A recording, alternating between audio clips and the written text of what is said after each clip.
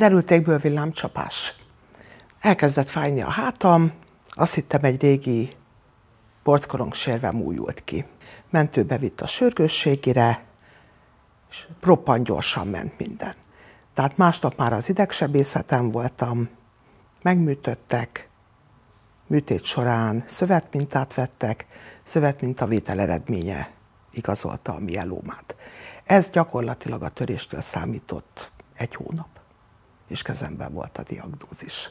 Nem volt idő gondolkodni. Tehát én mondták, mit csináljak, és mentem, és csináltam, mert minél hamarabb vissza akartam menni dolgozni. Annak idején még, amikor én gyerek voltam, egy ilyen diagnózis, és most nem feltétlenül erre gondoltam, hanem bármelyik rákdiagnózis, egyet jelentett a halálos ítélettel. És ma már nem.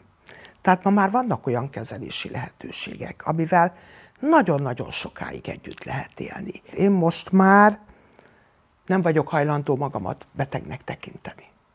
Tehát én jól vagyok, és pont. Mert ez az egész egy feladat. Az egész az embert sodorja a hullám, megy előre. És egyszerűen van egy életünk, amit élni kell.